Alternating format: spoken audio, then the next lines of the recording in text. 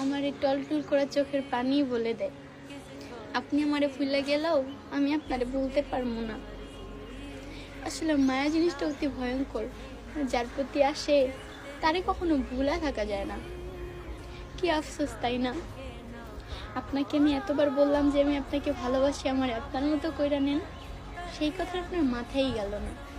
অথচ যে আমি একটু রাগ করে বললাম যে আপনার আমার লাগবে না, কথাটা আপনি ফেলতেই পারলেন না, সাথে সাথেই চলে গেলেন।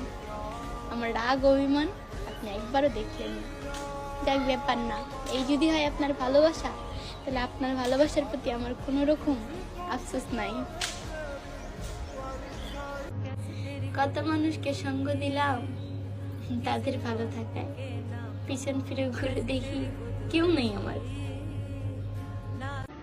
আমি চাই তুমি আমার কল্পনাতে হলেও একবার আমার বুকে আসো, অতঃপর আমার ধ্বংসস্তূপে থাকা আর্তনাদগুলো তুমি শোনো এবং উপলব্ধি করো আমি তোমাকে কতটুকু ভালোবেসেছিলাম। আপাতত ধৈর্য করো, কষ্ট নয়, আমার দুঃখ হয়, শিক্ষাই হয়।